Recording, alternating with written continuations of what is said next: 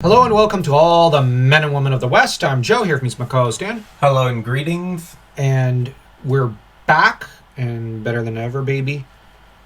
And today we're going to be discussing, for our Silmarillion podcast, Chapter 17 of The Coming of Men into the West. Now, next time we'll be dealing with Agnor and Andrath, not the ruin of Beleriand and the fall of Fingolfin.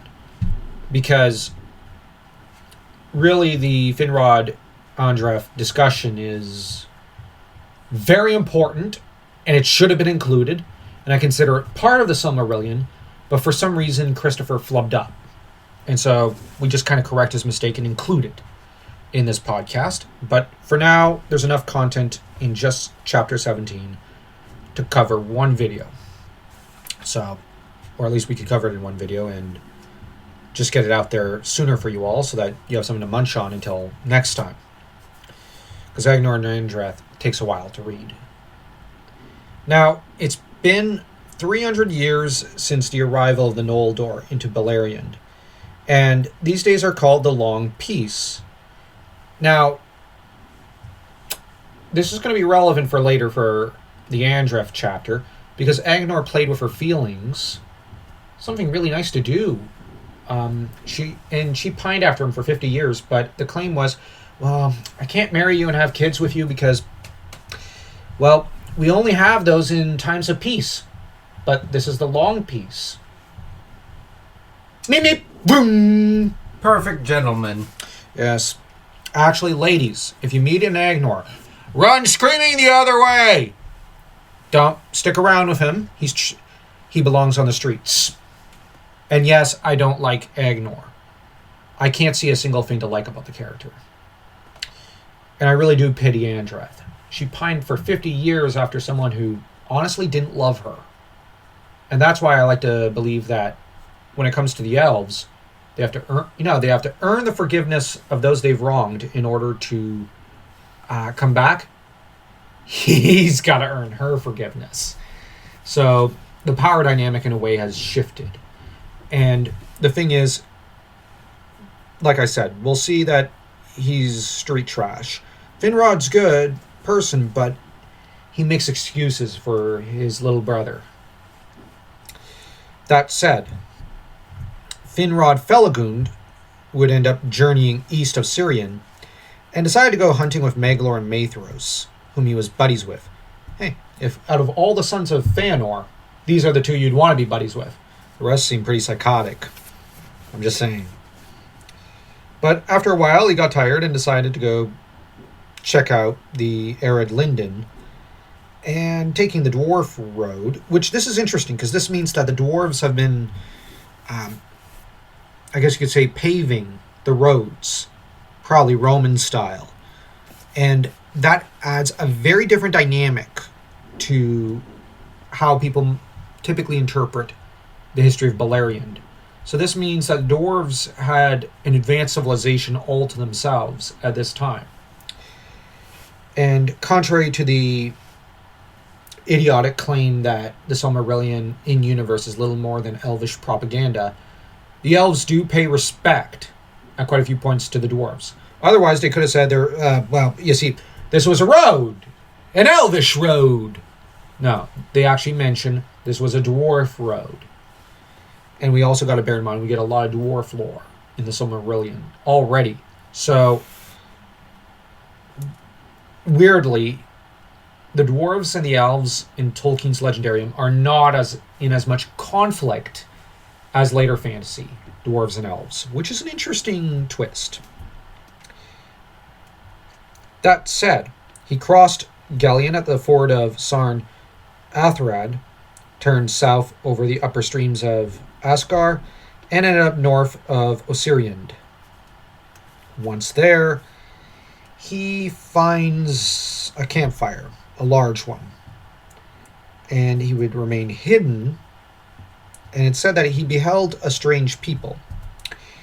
You see, they weren't pointy-eared like him. I'm joking. In all seriousness, these were the people who were followers of a man called Beor the Old. And he was a chieftain amongst men.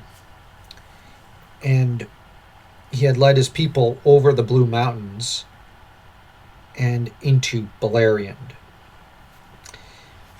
And Felagund ends up watching them with a great deal of fascination until he takes up a rude harp, likely a wooden one, and proceeds to then enchant them with beautiful music.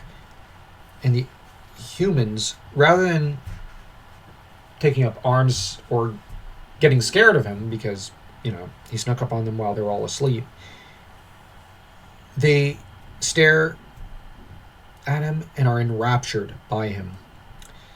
And so they call him Nom. Nom, Nom! That is to say, delicious. Because they decided, well, surely he'll taste good after they boil him and eat him. I'm joking, actually. Nom. What was Tolkien thinking? That sounds like Num Num. But he used the word Nom to signify wisdom in the language of the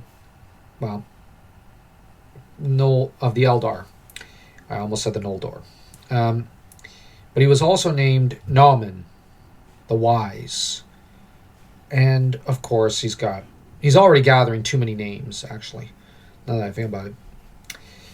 And that's a trait of Tolkien's heroes. They always have too many names.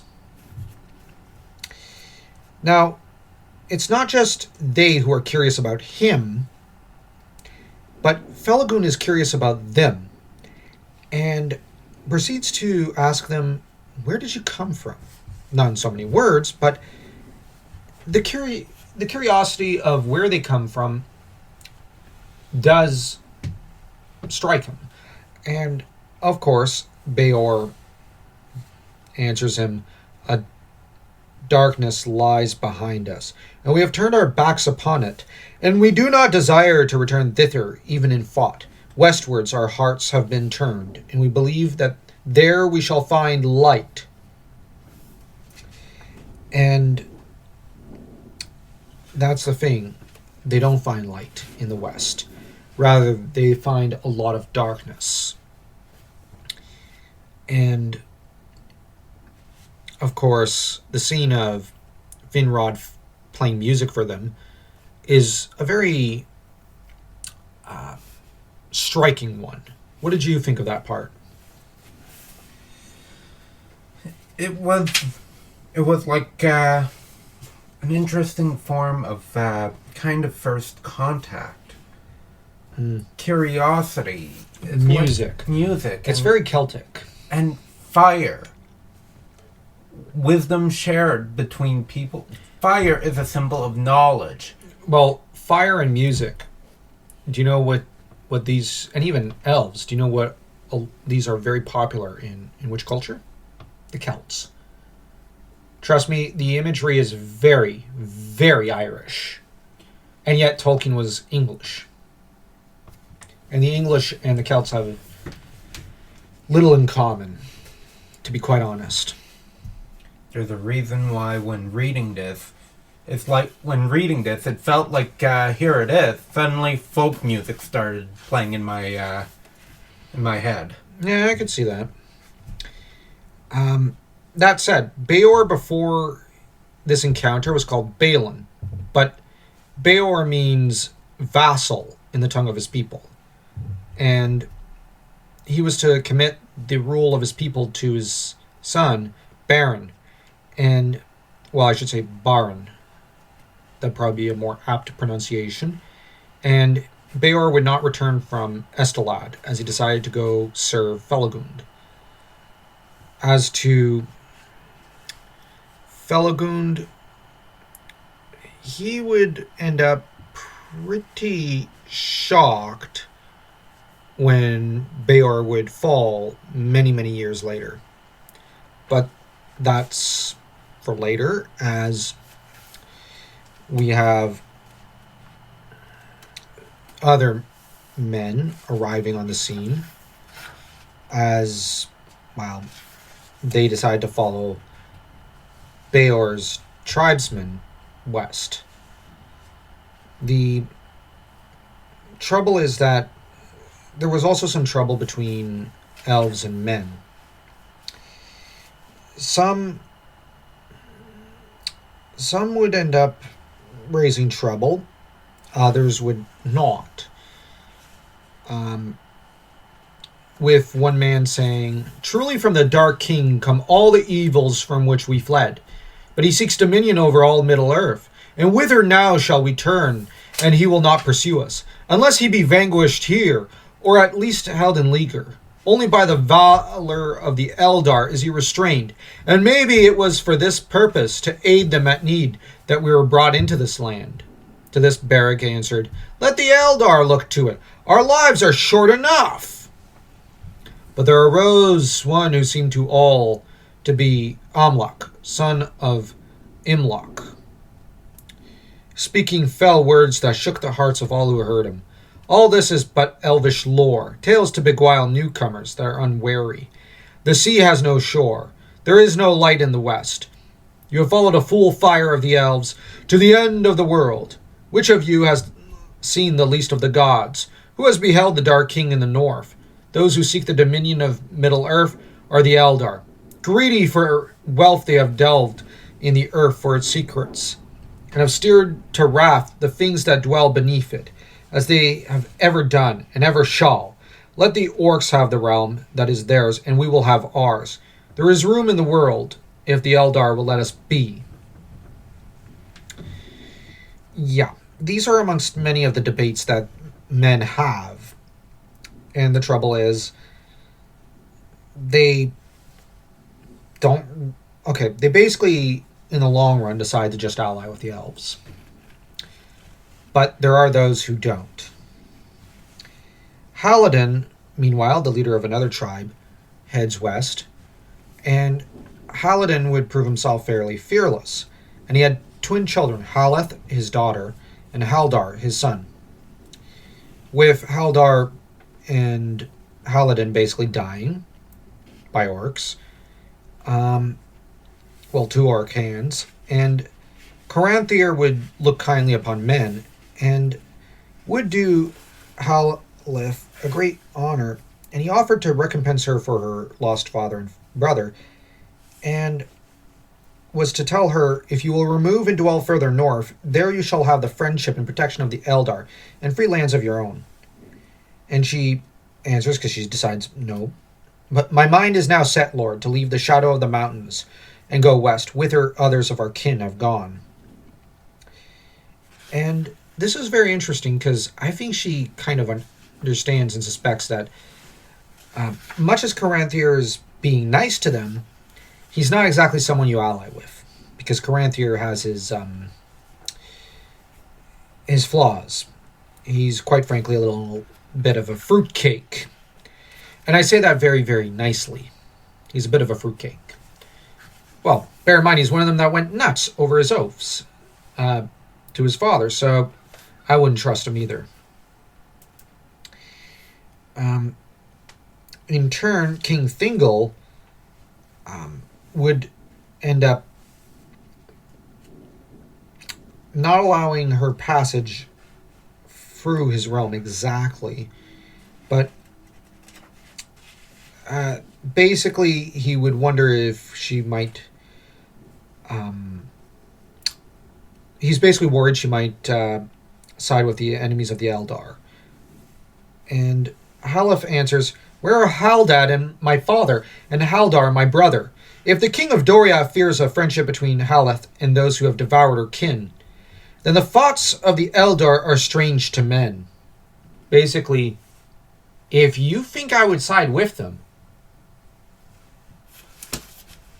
maybe I shouldn't trust you. Clearly you're not trustworthy. If you would, after what I've endured and what my people have endured, you'd still mistrust us, then there can't be a friendship between us. Because, And this is a very logical conclusion. Because in this regard, I will for once criticize Thingol. This was really stupid of him. You don't turn a friend into an enemy like this. And you don't say, "Well, how do I know I can trust you?" After she's fought for you. No wonder Haleth decides, okay, I'm moving on. I can't trust this guy. Why? Look at him. He's mistrusting us when, we sacrificed essentially for the Eldar. There's something off about these Eldar in their entirety. And that's the thing. What else is she supposed to do? There was something similar that, like a similar discussion that kind of happened after France was conquered in World War II by Germany, where England declared war on France and Germany. Who knows why they declared war on France, because on the French resistance, because that was a weird decision. And the thing is, Churchill took the attitude, how do I know I can trust you, to Charles de Gaulle, the leader of the French resistance.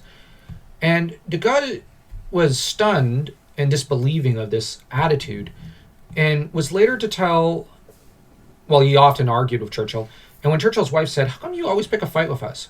Well, de Gaulle basically said, you guys are picking the fights, and you keep attacking the French Navy and French lands, and you're basically doing more harm to us than the Germans are. So, well, I'm being hyperbolic there, but de Gaulle ended up saying, La France n'a ni allié ni adversaire, juste des intérêts. France must have no allies, no adversaries, only interests. And he said this with the idea that if America and England would still suspect France after they've suffered humiliation in the ravaging of their lands and people at the hands of the Nazis, why should France trust Britain? And it was a good argument, and it's the same thing that happens here. Except here you cannot say perfidious Albion, but rather perfidious Doriath, as it is Doriath that is being foolish. And also Albion's not even a concept here, but you get my point. The thing is, while she doesn't become an enemy, Haleth does prefer to end up allying herself with Fingolfin. And Fingolfin ends up showing a lot of friendship to the people of the House of Hador. And the reason is he's honest. He does not suspect them. He's not two-faced like Caranthier. Fingolfin just offers friendship and protection. And the thing is, even Haleth understands we really do need our liege lord. Because here's the thing, without at least the thing is, the Eldar, if she refuses to ally with them, they will destroy her. And in this regard, they are very perfidious. She basically has to submit to one, but the thing is, she's already snubbed Caranthier. Fingal has basically stated you're an enemy, even though you saved me. Well, you didn't save us, but you've done everything you can to ally with us, and we're still going to just treat you like an enemy and treat you like trash. So, the thing is, she doesn't have many options left. She has to pick a side. She chooses Fingolfin. She chose wisely, as a certain character from Indiana Jones might have said. And real quick, her nephew, Hador, would end up being father to Galdor and Gundor, and the sons of Galdor were Hurin and Huor. Hurin was father of Turin, and Huor was father to Tuor. And they're all going to be very, very important later on. In turn, though, the son of Boromir was Bregar, and whose sons were Bregalas and Barahir. Barahir was to become father to Beren, who was to be the lover of Luthien. So this is setting the stage, really. What did you think of the troubles of Haleth. Just how she basically was sniffing around for an ally, and you had Caranthier. Never a good choice. Thingol, who basically said, F off. And, like, I normally like Thingol, but I'm like... This was a grave mistake. Yeah, it was stupid. Essentially say, how do I know you're not going to side with the murderer of your family that you loved so much? Yeah, it's one of those decisions where it's like, dude, are you stupid? It's like asking Batman, how do I know you're not going to side with Joe Chill? And all the crime lords of Gotham. It's it's J. Jonah Jameson level stupid. And I do consider J. Jonah Jameson a really stupid person in universe. Because the thing is, Spider-Man saved his son's life, Robbie's life, how many times? And J. Jonah Jameson's only question is, well, how do I know you're not going to side with the crime lords who threaten, my family's life after I just saved them? Why would I save your family if I'm trying to endanger them? That's the thing. Like, Flat Top, as Spider-Man nicknamed him, is not known for his intelligence. But J. Jonah Jameson was Stan Lee's commentary about journalists. But that aside, Haleth really...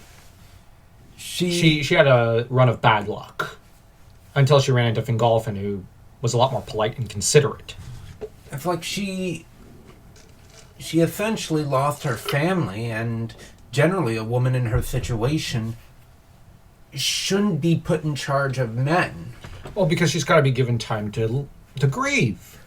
But she takes charge and is so fierce a warrior, her people rename themselves after her. And they come to really appreciate her and admire her and revere her above all others. And the thing is, she did everything that a leader could do. And it's very interesting how she led her people further west, established them under Fingolfin, and even managed to claim for them Dorloman, which would prove to be a really good holding to have. The only thing is, the Easterlings would later take it under the command of Morgoth. Well, I say under the command of Morgoth, but more with his blessings. Anyways, don't forget to smash that like and that subscribe button to stay tuned for the next video. And also to check out our Substack, where we're writing some pretty good fantasy stories. So until next time, do take care.